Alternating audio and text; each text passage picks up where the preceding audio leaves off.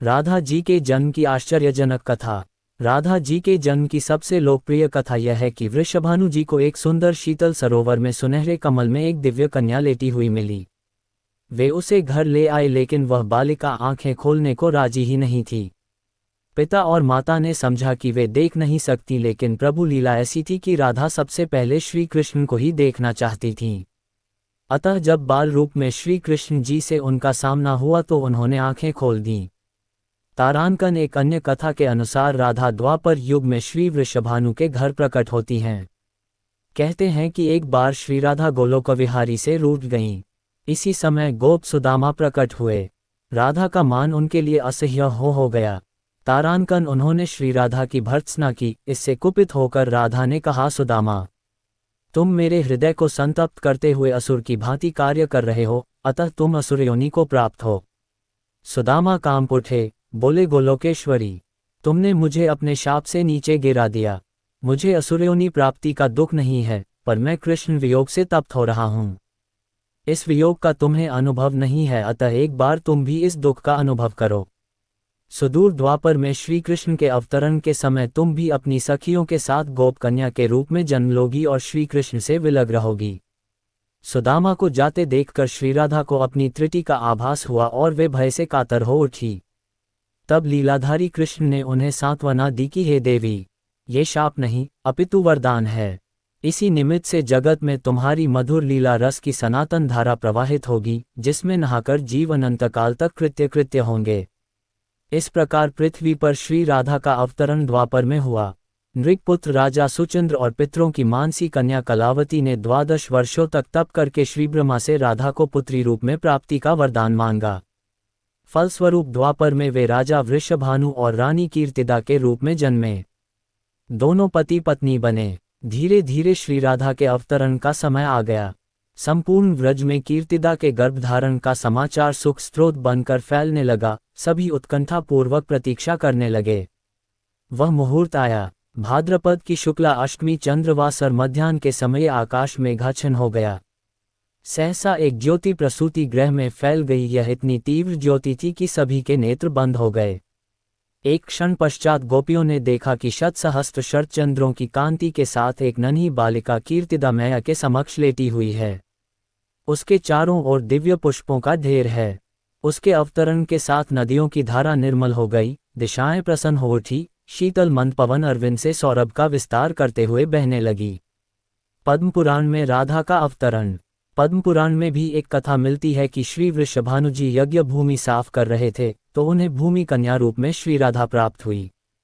ये भी माना जाता है कि विष्णु के अवतार के साथ अन्य देवताओं ने भी अवतार लिया। वैकुंठ में स्थित लक्ष्मी जी राधा रूप में अवतरित हुई। कथा कुछ भी हो, कारण कुछ भी हो, राधा बिना तो कृष्ण है ही नहीं। राधा का उल्टा होता है धारा। धारा का अर्थ है कट, यानी जीवन शक्ति। भागवत की जीवन शक्ति राधा है। कृष्ण देह है तो श्री राधा आत्मा। कृष्ण शब्द है तो राधा अर्थ। कृष्ण गीत है तो राधा संगीत। कृष्ण वंशी है तो राधा स्वर। भगवान ने अपनी समस्त संचारी शक्ति राधा में समाहित की है। इसलिए कहते हैं, जहाँ कृष्ण राधा तहाँ जह राधा तह कृष्ण। न्यारे निमिष न होत कहु समुझी करहु ये प्रश्न। इस नाम की महिमा अपरंपार है। श्री कृष्ण स्वयं कहते हैं, जिस समय मैं किसी के मुख से रा सुनता हूँ उसे मैं अपना भक्ति प्रेम प्रदान करता हूँ, और धा शब्द के उच्चारण करने पर तो मैं राधा नाम सुनने के लोभ से उसके पीछे चल देता हूँ। राधा कृष्ण की भक्ति का कालांतर में निरंतर विस्तार हुआ। निम्बाक, वल्लभ, राधावल्लभ और सखी समुदाय ने इसे पुष्ट किया। कृष्ण के साथ श्री राधा सर्वोच्च देवी रूप में विराजमान है। कृष्ण जगत को मोहते हैं और राधा कृष्ण को। 12वीं शती में जयदेव जी के गीत गोविंद रचना से संपूर्ण भारत में कृष्ण और राधा के आध्यात्मिक प्रेम संबंध का जन जन में प्रचार हुआ। भागवत में राधिका प्रसंग। अनया आराधितो नून भगवान हरिरीश्वरः यन्नो विहाय गोविंदः प्रीतोयाम्नयद्रः। प्रश्न उठता है कि तीनों लोकों का तारक कृष्ण को शरण देने की सामर्थ्य रखने वाला ये हृदय उसी आराधिका का है जो पहले राधिका बनी, उसके बाद कृष्ण की आराध्या हो गई। राधा को परिभाषित करने का सामर्थ्य तो ब्रह्म में भी नहीं। कृष्ण राधा से पूछते हैं, हे राधे, भागवत में तेरी क्या भूमिका होगी? राधा कहती है, मुझे कोई भूमिका नहीं चाहिए कान्हा, मैं तो तुम्हारी छाया बनकर रहूंगी। कृष्ण के प्रत्येक सृजन की पृष्ठभूमि यही छाया है, चाहे वह कृष्ण की बांसुरी का राग हो या गोवर्धन को उठाने वाली तर्जनी या लोकहित के लिए मथुरा से द्वारिका तक की यात्रा की आत्मशक्ति। आराधिका में आ को हटाने से राधिका बनता है। इसी आराधिका का वर्णन महाभारत या श्रीमद् भागवत में प्राप्त है और श्री राधा नाम का उल्लेख नहीं आता। भागवत में श्री राधा का स्पष्ट नाम का उल्लेख न होने के कारण एक कथा ये भी आती है कि शुकदेव जी को साक्षात श्री कृष्ण से मिलाने वाली राधा है और शुकदेव जी उन्हें अपना गुरु मानते हैं। कहते हैं कि भागवत के रचयिता शुकदेव जी राधा जी के पास शुक रूप में रहकर राधा राधा का नाम जपते थे। एक दिन राधा जी ने उनसे कहा कि हे शुक, तुम अब राधा के स्थान पर श्री कृष्ण का जाप किया करो। उसी समय श्री कृष्ण आ गए। राधा ने ये कहकर कि यह शुक बहुत ही मीठे स्वर में बोलता है, उसे कृष्ण के हाथ सौंप दिया, अर्थात उन्हें ब्रह्म का साक्षात्कार करा दिया। इस प्रकार श्री राधा शुकदेव जी की गुरु हैं और वे गुरु का नाम कैसे ले सकते थे। राधा रानी के 28 खास नाम प्रेमानंद महाराज ने बताया। मंत्रों का महामंत्र जाप से होती है हर कामना की पूर्ति। कृष्ण भक्ति में राधा जी भगवान कृष्ण की शक्ति मानी गई हैं। यहाँ राधा जी के 28 खास नाम बताए गए हैं, जिनके बारे में प्रेमानंद महाराज कहते हैं, ये एक मंत्रों का महामंत्र है जिसे जाप मात्र से लौकिक और पारलौकिक सभी प्रकार की इच्छाओं की पूर्ति होती है। आइए जानते हैं क्या है ये नाम। कृष्ण भक्ति और वैष्णव परंपरा में जितना जितना महत्व भगवान श्री कृष्ण का है उतना ही राधा जी का है। राधा कृष्ण भक्तों और साधकों के लिए राधा कोई साधारण शब्द नहीं है। इसे सभी मंत्रों का महामंत्र माना गया। मान्यता है कि पूर्ण भक्ति, निष्ठा और समर्पण से राधा नाम लेने पर भगवान श्री कृष्ण स्वयं भक्त के अधीन होकर कृपा बरसाते हैं। मान्यता है कि राधा नाम के जाप से भक्त को शक्ति, भक्ति और मुक्ति तीनों प्राप्त होती हैं। जो मांगोगे वही मिलेगा। प्रेमानंद जी महाराज वृंदावन में राधा रानी और भगवान कृष्ण की सेवा और भजन कीर्तन में लीन कथावाचक प्रेमानंद जी महाराज के अनुसार राधा रानी के 28 नाम के जाप करने से सभी इच्छाओं की पूर्ति होती है। वे कहते हैं कि राधा रानी के ये 28 नाम महामंत्र है, जिनको जपने के बाद चाहे वह कोई लौकिक चीज हो या पारलौकिक, जो मांगोगे वही मिलेगा। आइए जानते हैं राधा जी ये 28 नाम क्या हैं। राधा रानी के 28 नाम। भगवान कृष्ण की सहचरी राधा जी बरसाना के गोपों राजा वृषभानु की पुत्री थी, इसलिए वे वृषभानुसुता कहलाती हैं, जो उनके 28 पवित्र नामों से एक है। राधा जी के जिन 28 नामों से उनका गुणगान किया जाता है वे इस प्रकार हैं। 1. राधा। 2. रासेश्वरी। 3. रम्या। 4. कृष्णमत्राधिदेवता। 5. सर्वाद्या। 6. सर्ववंद्या। 7. वृंदावन विहारिणी। 8. वृंदाराधा। 9. रमा। 10. अशेष गोपी मंदिर पूजिता। 11. सत्या। 12. सत्यप्रा। 13. सत्यभामा। 14. श्रीकृष्ण वल्लभा। 15. वृषभानुसुता। 16. गोपी। 17. मूल प्रकृति। 18. ईश्वरी। 19. गांधर्वा। 20. राधिका। 21. राम्या। 22. रुक्मिणी। 23. परमेश्वरी। 24.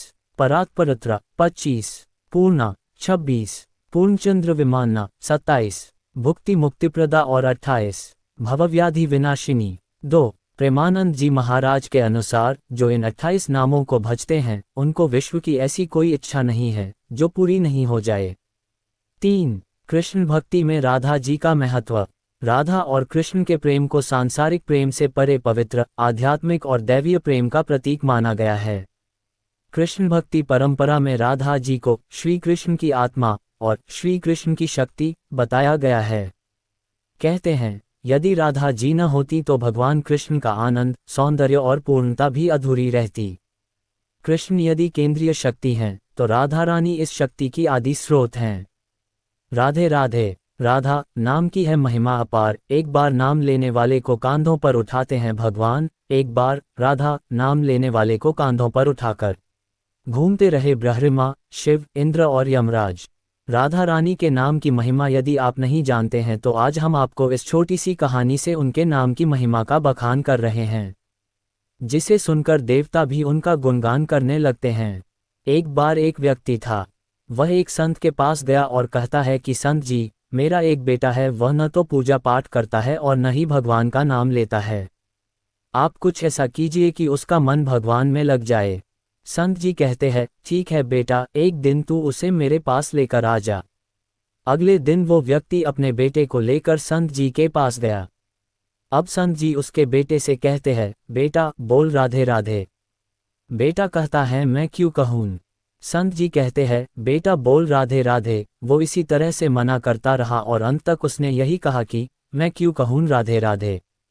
संत जी ने कहा, जब तुम मर जाओगे और यमराज के पास जाओगे तब यमराज तुमसे पूछगे कि कभी भगवान का नाम लिया, कोई अच्छा काम किया, तब तुम कह देना कि मैंने जीवन में एक बार श्री राधा रानी के नाम को बोला है, बस एक बार। इतना बताकर वह चले गए। समय व्यतीत हुआ और एक दिन वो मर गया। यमराज के पास पहुंचा। यमराज ने पूछा, कभी कोई अच्छा काम किया है। उसने कहा, हाँ महाराज, मैंने जीवन में एक बार श्री राधा रानी के नाम को बोला है, आप उसकी महिमा बताइए। यमराज सोचने लगा कि एक बार नाम की महिमा क्या होगी, इसका तो मुझे भी नहीं पता है। यम बोले, चलो इंद्र के पास वो ही बताएंगे। तो वो व्यक्ति बोला, मैं ऐसे नहीं जाऊंगा, पहले पालकी लेकर आओ, उसमें बैठकर जाऊंगा। यमराज ने सोचा ये बड़ी मुसीबत है, फिर भी पालकी मंगवाई गई और उसे बिठाया। 4 कहार पालकी उठाने वाले लग गए। वो बोला, यमराज जी सबसे आगे वाले कहार को हटाकर उसकी जगह आप लग जाइए। यमराज जी ने ऐसा ही किया।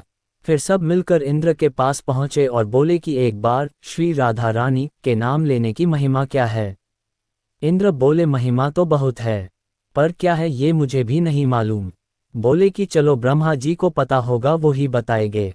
वो व्यक्ति बोला, इंद्र जी ऐसा है, दूसरे कहार को हटाकर आप यमराज जी के साथ मेरी पालकी उठाए। अब एक और यमराज पालकी उठा रहे हैं और दूसरी तरफ इंद्र लगे हुए हैं। पहुंचे ब्रह्मा जी के पास। ब्रह्मा ने सोचा कि ऐसा कौन सा प्राणी ब्रह्मलोक में आ रहा है जो स्वयं इंद्र और यमराज पालकी उठाकर ला रहे हैं। ब्रह्मा के पास पहुंचे। सभी ने पूछा कि एक बार श्री राधा रानी के नाम लेने की महिमा क्या है। ब्रह्मा जी बोले, महिमा तो बहुत है, पर वास्तविकता क्या है कि ये मुझे भी नहीं पता, लेकिन हाँ भगवान शिव जी को जरूर पता होगा। वो व्यक्ति बोला कि तीसरे कहार को हटाइए और उसकी जगह ब्रह्मा जी आप लग जाइए। अब क्या करते, महिमा तो जाननी थी। अब पालकी के एक और यमराज है, दूसरी तरफ इंद्र और पीछे ब्रह्मा जी है। सब मिलकर भगवान शिव जी के पास गए और भगवान शिव से पूछा कि प्रभु, श्री राधा रानी के नाम की महिमा क्या है। केवल एक बार नाम लेने की महिमा आप कृपा करके बताइए। भगवान शिव बोले कि मुझे भी नहीं पता, लेकिन भगवान विष्णु जी को जरूर पता होगी। वो व्यक्ति शिव जी से बोला कि अब आप भी पालकी उठाने में लग जाइए। इस प्रकार ब्रह्मा, शिव, यमराज और इंद्र चारों उस व्यक्ति की पालकी उठाने में लग गए और विष्णु जी के लोग पहुंचे। विष्णु से जी पूछा कि एक बार श्री राधा रानी के नाम लेने की महिमा क्या है। विष्णु जी बोले, अरे, जिसकी पालकी को स्वयं मृत्यु का राजा यमराज, स्वर्ग का राजा इंद्र, ब्रह्मलोक के राजा ब्रह्मा और साक्षात भगवान शिव उठा रहे हो, इसे बड़ी महिमा क्या होगी। जब सिर्फ एक बार श्री राधा रानी नाम लेने के कारण आपने इसको पालकी में उठा ही लिया है, तो अब ये मेरी गोद में बैठने का अधिकारी हो गया है।